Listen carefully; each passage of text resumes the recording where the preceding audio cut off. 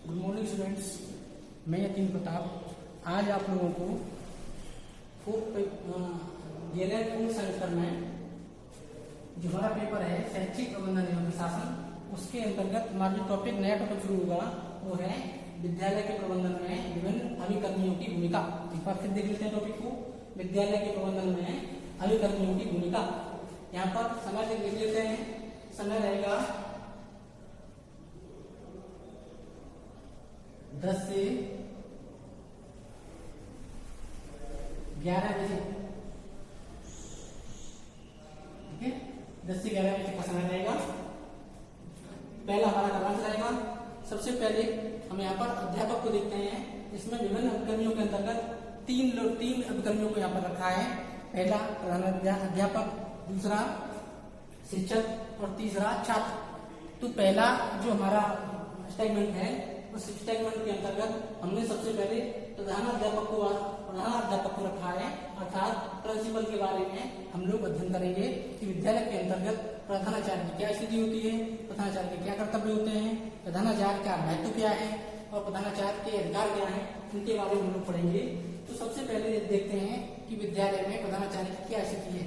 जिस प्रकार से किसी जहाज पर उसके कप्तान की स्थिति होती है, जहाज को जाना कहाँ है, उसके लक्षित उद्देश्य क्या है, वो सारे के सारे जहाज स्वयं निर्धारित नहीं करता, बल्कि उस पर जो उसका नायक होता है, जो उसका सवार होता है, वो जो उसका कप्तान होता है वो तय करता है कि जहाज को किस तरफ जाना है, किस तरफ यात्रा करनी है और कितनी यात्रा करनी है और कितनी सफलतापूर्वक यात्रा करनी है।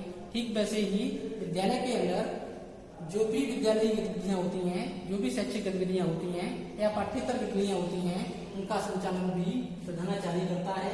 इस प्रकार से हम कह सकते हैं कि प्रधानाचार्य वह भी है जिसके अंतर्गत विद्यालय की समस्त शैक्षिक गतिविधियां चक्कर लगाती हैं या उसका परिक्रमण करती हैं, उसके चारों तरफ घूमती हैं।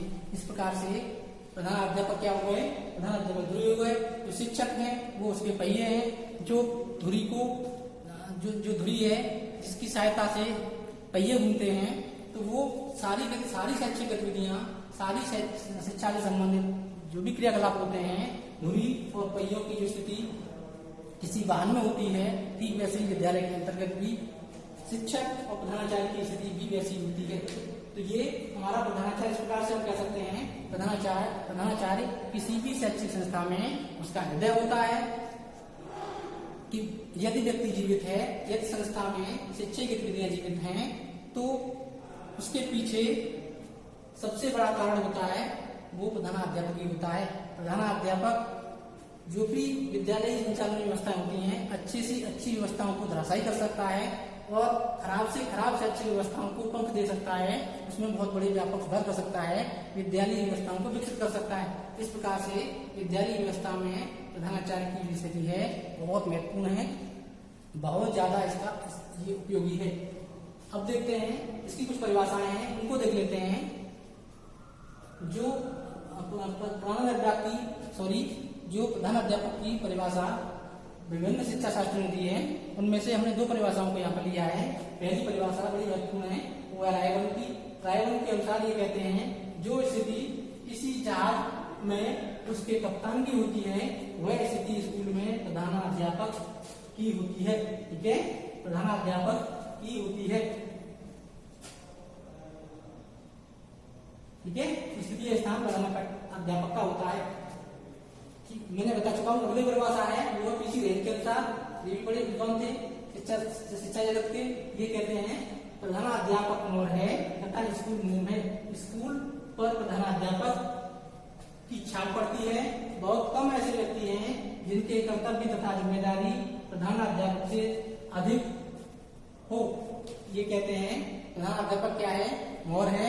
और जो भी विद्यालय व्यवस्थाएं हैं, विद्यालय हैं, वो उनकी स्थिति मोम की है। जिस प्रकार से एक सील के अंदर, एक मोहर के अंदर जो मोम की स्थिति होती है या शय की स्थिति होती है, ठीक वैसे ही स्कूल की स्थिति भी मोम जैसी होती है। और जब सील किसी पर लगती है तो जो भी चीजें हैं वो उससे इंगित होती हैं उसकी गुणवत्ता क्या है। तो ये स्थिति प्रधानाध्यापक की क्लियर होती है। अब आगे देखते हैं प्रधानाध्यापक के कुछ कर्तव्य हैं जिनके बारे में हम लोग पढ़ेंगे। प्रधानाध्यापक का पद बहुत ही जिम्मेदारी भरा, बहुत ही उत्तरदायित्वपूर्ण है, इसलिए उसके कुछ कर्तव्य हैं, उनकी अकाउंटेबिलिटी है, जिनका हम अध्ययन करने जा रहे हैं। पहली जो स्थिति है, पहली जो कर्तव्य है वो है अध्यापकों के साथ बैठक करना, अर्थात शिक्षा से संबंधित समस्त गतिविधियों को विधिवत रूप से संचालित करने के लिए एवं योजनाबद्ध तरीके से अपनी कार्य योजनाओं को आगे बढ़ाने के लिए प्रधानाध्यापक के लिए जरूरी है कि विद्यालय का सहयोग, वो विद्यालय में विभिन्न अभिकर्मियों का सहयोग करे, उनके अपने शिक्षकों का सहयोग करे, जो भी सपोर्टिंग स्टाफ है उसका सहयोग करे और साथ ही उनका सहयोग ले भी।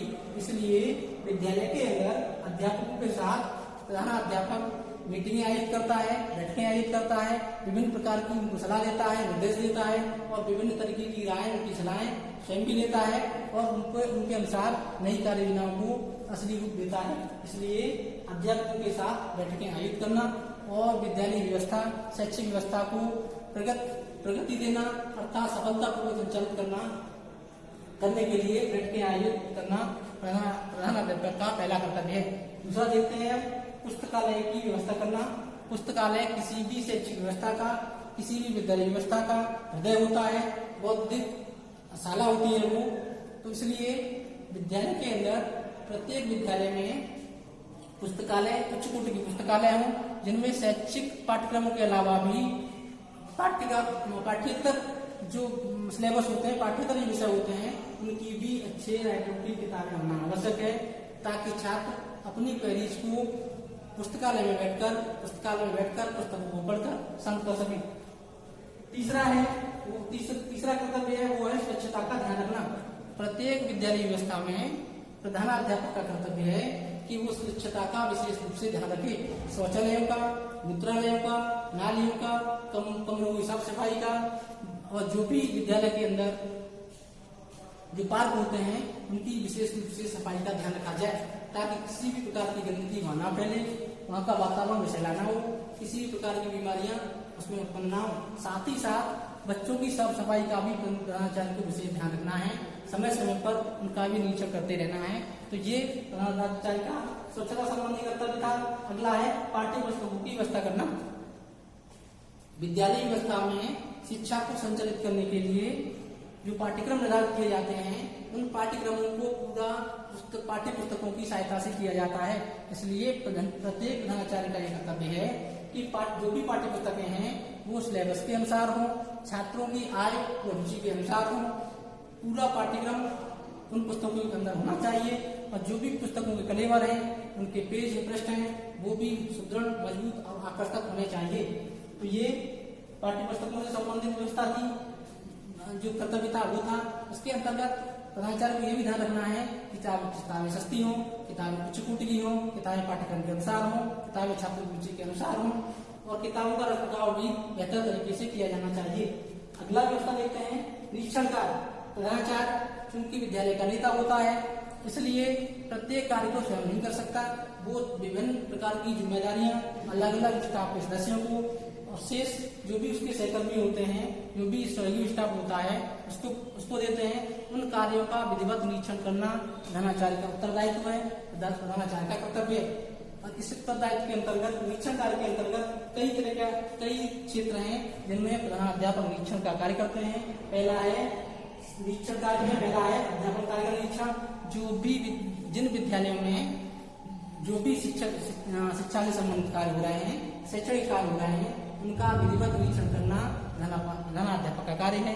प्रत्येक सत्र के बाद जो भी काम बच्चों को दिया जाता है, शिक्षक जो भी उनके शिक्षक हैं, विषय के शिक्षक हैं, वो किस प्रकार से अपने छात्रों को संचालित कर रहे हैं, किस प्रकार से छात्रों को चीजों को सिखा रहे हैं, उनका निरीक्षण करना प्रधानाचार्य का पहला कर्तव्य है। अगला देखते हैं, दूसरा है छात्रावास का निरीक्षण। निरीक्षण के अंतर्गत जो भी जो प्रधानाचार्य के कार्य होते हैं, उसके अंतर्गत जो निरीक्षण कार्य का होता है, उसमें वित्तीय व्यवस्था भी प्रमुख स्थान होता है या वित्तीय व्यवस्था का स्थान महत्वपूर्ण होता है। बिना वित्तीय व्यवस्था के कोई भी शैक्षिक गतिविधि आगे नहीं बढ़ सकती। इसलिए जो भी वित्तीय व्यवस्था से संबंधित जो भी अभिलेख होते हैं उन अभिलेखों का विधिवत निरीक्षण किया जाना नितांत आवश्यक होता है। अगला है वित्तीय कार्य हो गया। दूसरा है छात्रावास का निरीक्षण। इसके अंतर्गत छात्र जो जिन विद्यालयों में आवासीय विद्यालय हैं, यहाँ पर छात्रावास हैं, उन विद्यालयों में जो छात्रावास हैं उनका नियमित रूप से निरीक्षण प्रधानाध्यापक द्वारा किया जाना चाहिए।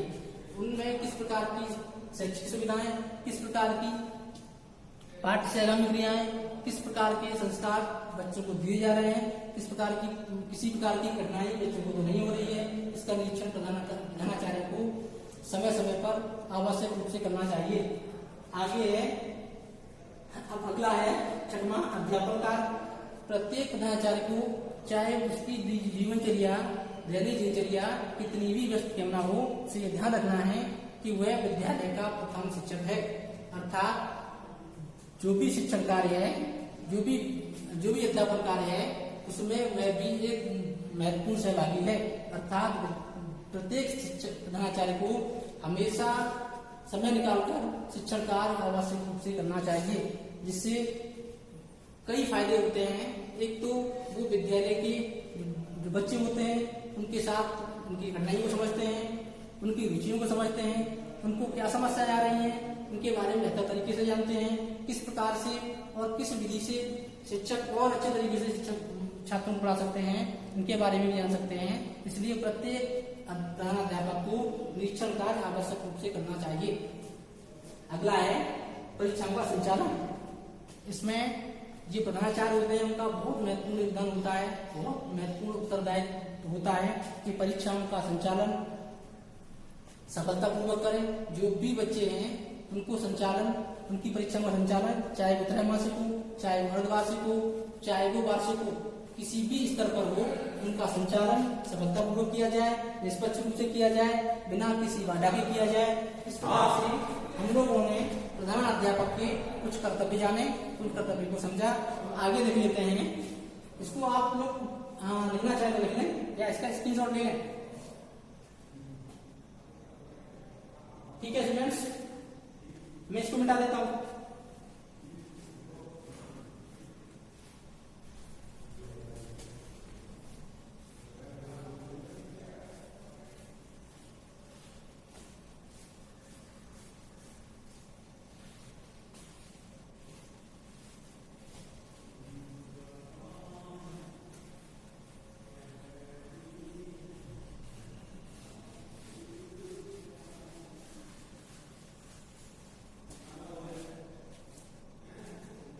नंबर 1 लिखते हैं,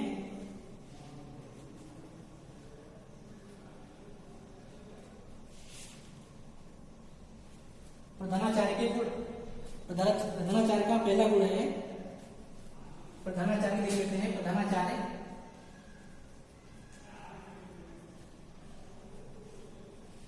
के गुण, मेरिट्स ऑफ प्रिंसिपल।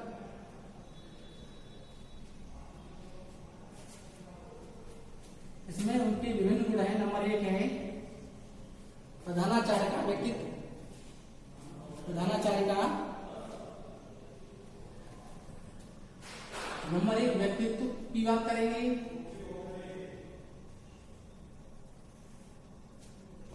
इसमें देखते हैं जो प्रधानाचार्य का व्यक्तित्व उच्च कोटि का होना चाहिए। उसे सहयोगी, सदाचारी, ईमानदार, धैर्यशील, उसके अंदर तमाम मानवीय गुण होने चाहिए, क्योंकि वो विद्यालय का नेता होता है। शिक्षा से संबंधित समस्त गतिविधियों का वो नेतृत्व करता है। इसलिए उनके अंदर उसका जो व्यक्तित्व है वो बहुत ही आकर्षक, बहुत ही उत्तरदायी और बहुत ही आदर्श होना चाहिए, क्योंकि वो समस्त विद्यालय का रोल मॉडल होता है। उसके व्यक्तित्व को देखकर ही विद्यालय के छात्र, विद्यालय के अध्यापक अपने कार्यों को निश्चित करते हैं, अपने उत्तरदायित्व को निश्चित करते हैं। इसलिए प्रत्येक विद्यालय में प्रधानाचार्य उच्च व्यक्तित्व का होना चाहिए। दूसरा देखते हैं, दूसरा इसका गुण है वो है आत्मविश्वास। नंबर 2 आत्मविश्वास।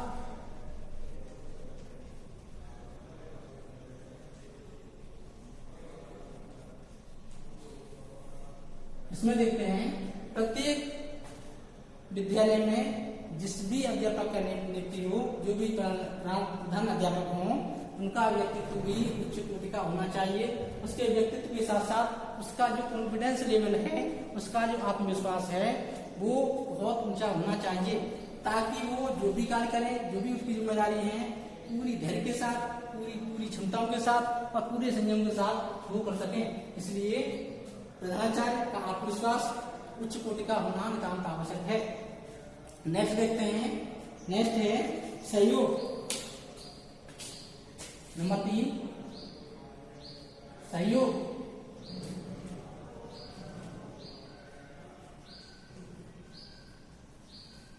सहयोग की बात करते हैं। शिक्षा की सफलता तब भी निर्भर करती है जब प्रधानाचार्य दूसरों का सहयोग प्राप्त करे और दूसरों को सहयोग प्रदान करे। बिना सहयोग के कोई भी शैक्षिक गतिविधि विकास की ओर अग्रसर नहीं हो सकती। अर्थात किसी भी परिस्थिति में बिना सहयोग के कोई भी शैक्षणिक कार्य सफलता को हासिल नहीं कर सकता। इसलिए यदि हमें शैक्षिक कार्यों की तरफ या शिक्षा से संबंधित जो भी कार्य हैं उनको सफलता के अंजाम तक पहुंचाना है, तो प्रत्येक प्रधानाचार्य को सहयोगी होना नितांत आवश्यक है। उसे अपने शिक्षकों के साथ, उसे अपने सहायक स्टाफ के साथ, उसे अपने जो भी उसका स्टाफ है, जो भी उसका शिक्षणोत्तर जो स्टाफ है उसके साथ, अपने जो भी उसके बाबू हैं उनके साथ सहयोग पूर्ण रवैया अपनाना नितांत आवश्यक है। तभी जो भी जिम्मेदारी वो जिस किसी भी अध्यापक को देगा, जिस किसी भी अन्य सहकर्मी को देगा, उससे क्या होगा, जब उसका सहयोग प्राप्त होगा या जब किसी को सहयोग देगा, तभी उस विभाग में या जिस क्षेत्र में उसने जिम्मेदारी जिस व्यक्ति को दी है वो अपना 100% दे पाएगा। इसलिए प्रत्येक प्रधानाचार्य को सहयोग पूर्ण रवैया अपनाना चाहिए। नेक्स्ट अगला है, वो है सहानुभूति। इधर देख लेते हैं, चौथा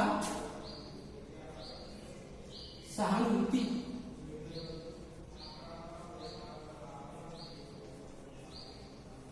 ठीक है, सिंपैथी। प्रत्येक प्रधानाध्यापक के व्यक्तित्व में, प्रधानाचार्य के जो भी हैं उनके व्यक्तित्व में सहानुभूति जैसा मानवीय गुण होना नितांत आवश्यक है। इसलिए किसी भी समस्या का समाधान करते समय उस समस्या पर सहानुभूतिपूर्ण अध्यापक उस बात को सोच सके, उस पर विचार विमर्श कर सके, उसके बाद किसी समस्या का समाधान कर सके। जब किसी भी प्रधानाचार्य के अंदर सहानुभूति का गुण नहीं होगा तो किसी भी समस्या को वो सफलतापूर्वक उसका समाधान नहीं दे सकता। इसलिए प्रत्येक प्रधानाचार्य को छात्रों के प्रति, अध्यापकों के प्रति, अन्य सहकर्मियों के प्रति उसे सहानुभूतिपूर्ण रवैया अपनाना चाहिए। अगला है, आगे देखते हैं, वो है आदर्श चरित्र। 5वां, आदर्श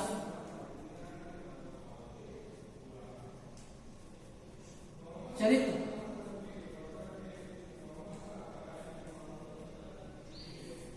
आदर्श चरित्र से तात्पर्य है कि किसी भी व्यक्ति को जब प्रधानाचार्य पद की जिम्मेदारी दी जाए तो सबसे पहले उसके शैक्षणिक विकास में उसका चरित्र महत्वपूर्ण भूमिका निभाता है। अर्थात प्रत्येक प्रधानाचार्य को आदर्श एवं चरित्रवान होना चाहिए, क्योंकि वो संपूर्ण शिक्षण व्यवस्था में, संपूर्ण विद्यालय व्यवस्था में उसका जो चरित्र होता है वो छात्रों के लिए रोल मॉडल होता है। अर्थात छात्रों के लिए एक आदर्श प्रतिमान होता है। प्रत्येक छात्र अपने प्रधानाचार्य जैसा बनना चाहता है। प्रत्येक शिक्षक चाहता है कि मैं भी प्रधानाध्यापक के गुणों को आत्मसात करूं।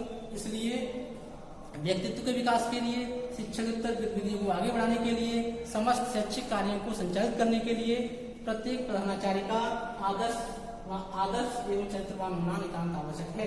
आगे देखते हैं, वो है नेतृत्व शक्ति।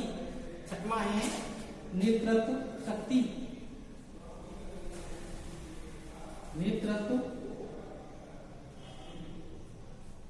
नेतृत्व शक्ति।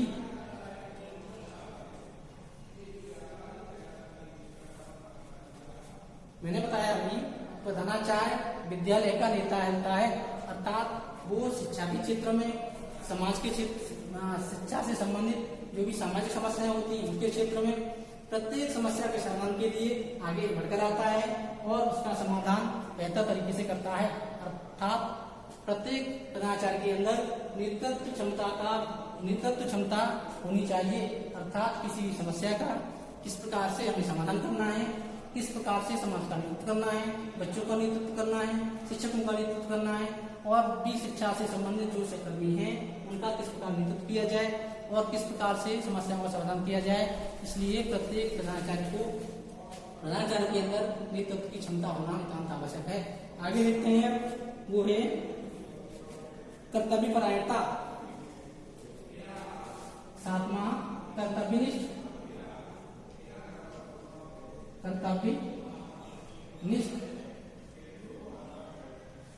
प्रत्येक प्रधानाचार्य को कर्तव्यनिष्ठ होना नितांत आवश्यक है। प्रत्येक प्रधानाचार्य के लिए जो भी उसकी जिम्मेदारी है, जो भी उसको कार्य मिला है, उसको पूरी ईमानदारी, पूरी निष्ठा, पूरी लगन, पूरी मेहनत के साथ उसको आवश्यक रूप से करना चाहिए। तभी वो शिक्षा से संबंधित या विद्यालय विकास में अपना पूर्ण योगदान दे सकता है।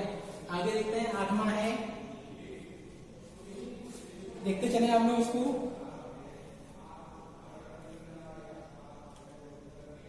8वां है आत्मनियंत्रण।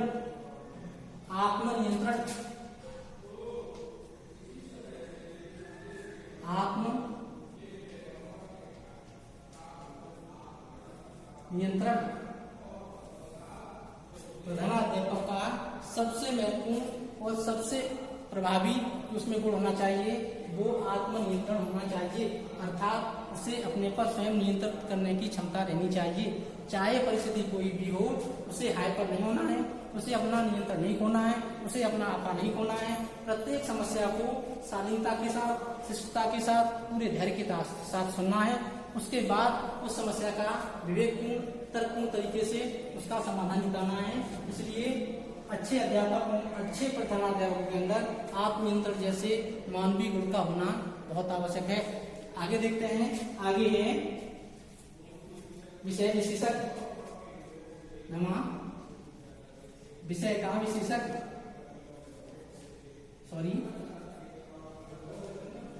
विषय का विशेषज्ञ।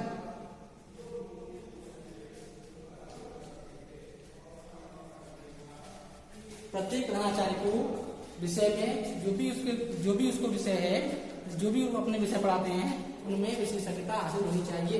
अर्थात वो उस विषय के मास्टर होने चाहिए। यदि वो विषय में अपने विषय में पारंगत नहीं है तो वो प्रभावपूर्ण तरीके से छात्रों को नहीं पढ़ा पाएंगे। अपने विषय, अपना जो भी उनका कंटेंट है, जो भी उनकी अंदर वस्तु है, उसको बेहतर तरीके से छात्रों को नहीं बता पाएंगे। इसलिए प्रत्येक प्रधानाचार्य को विषय का विशेषज्ञ होना नितांत आवश्यक है। नेक्स्ट देखते हैं, अगला है 10वां, निरीक्षण।